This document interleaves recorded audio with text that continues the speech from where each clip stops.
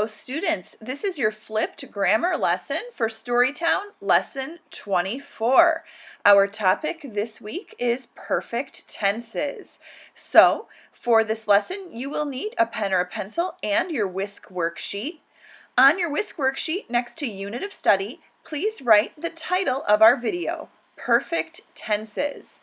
Then, in the W section, write where and when you watched this video. Next, let's do a quick review before we get started on the new material. As usual, you do not need to write down any of the material from this review slide unless it's something that you're still having trouble with. These are just the things to remember that we've already gone over in previous weeks during our grammar lessons. The main thing you need to remember this week is what is a past participle? The past participle is a form of a verb that usually ends with ed, and usually it's the same as the simple past form of the verb. However, remember that past participles can be irregular, and at times they're kind of tough to figure out which form of the verb you need to use. The past participle is the form of the verb that is used with the helping verb has, have, or had. Now that we have this down, let's go ahead and get started with our new material for the week. When you take the helping verb has, have, or had and put it together with the past participle form of a verb, you come up with something called a perfect tense. Perfect tenses have some things in common, no matter which of the perfect tenses you are using in a sentence. All perfect tenses use the past participle form of a verb. Also, all perfect tenses describe an action that occurs at a vague time. You might not be able to pinpoint exactly when the action happened when you're using the perfect tense in a sentence. Perfect tenses can be past perfect, present perfect, or future perfect, similar to the way you can have simple past, present, and future tenses. Let's look at the difference between these three perfect tenses. First, let's look at past perfect tense. Past perfect tense uses the helping verb had, and just like all of the other perfect tenses, it uses the past participle form of the verb. The past perfect tense tells an action that occurred before another action in the past. It's not always clear when that thing happened, but we know it happened at some point before something else. So let's look at our example.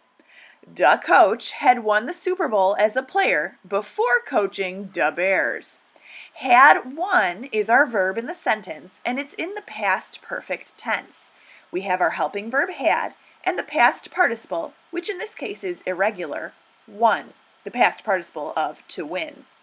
Now, in this sentence, we know it's the past perfect because we're talking about an action that occurred before something else.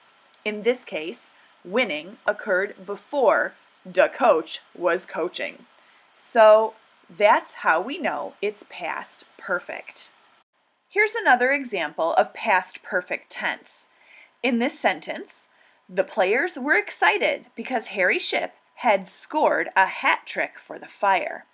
In this case, we have the helping verb had and our past participle scored, which is a regular past participle in this sentence because it just adds ed. In this case, we know that one action occurred before some other action, even though we can't pinpoint an exact time.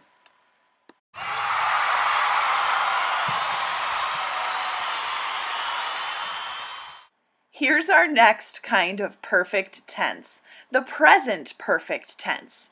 Present perfect tense can use the helping verb has or have, but just like the past perfect tense, the present perfect tense also uses the past participle. Present perfect tense tells about an action that happened at an indefinite time in the past that might continue to the present time.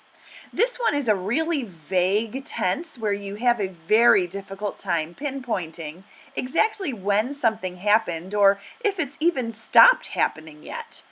Let's look at an example sentence. Few players have posted as many triple doubles as the legend Michael Jordan.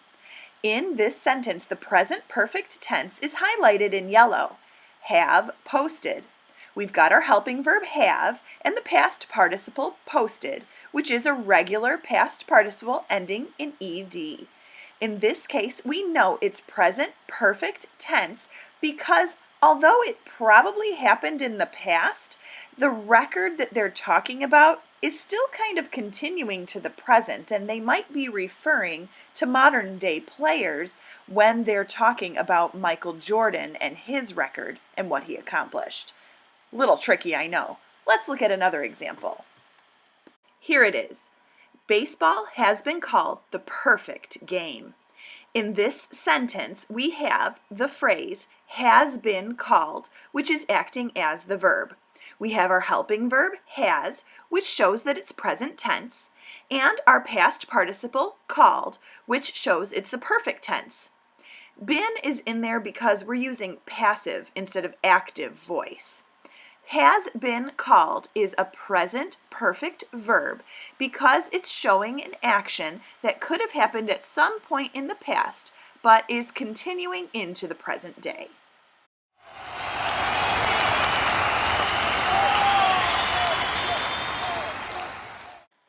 Such great form. Now let's look at our final perfect tense, the future perfect tense. Just like simple future, we're going to be using the helping verb will, but altogether we will use the helping verb phrase will have. Also for future perfect tense, we will use the past participle, just like in the other perfect tenses. Future perfect tense tells an action that will be completed before something else happens down the line. So let's look at this example with the Chicago Sky player in the picture. We hope Elena Delle Donne will have brought home another Olympic gold medal by the time she retires from the WNBA. Elena Delle Donne's retirement is at some point, hopefully in the far future, and we are hoping that another action will happen before that other action in the far future. That makes it future perfect tense. Here's another example of future perfect tense. Many Blackhawks fans are hoping that by the end of the season, the Stanley Cup will have returned to Chicago. So, in this sentence, will have returned is in the future perfect tense. We have our will have helping verbs and our past participle returned. In this case, we are hoping that one future action happens before another future action. Future perfect tense.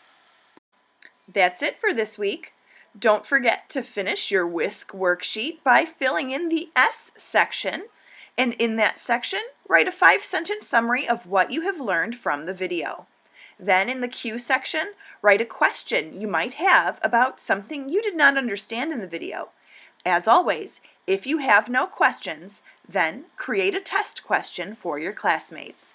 Be sure you have your assignment completed on time and turned in by the due date, and we'll see you in a week.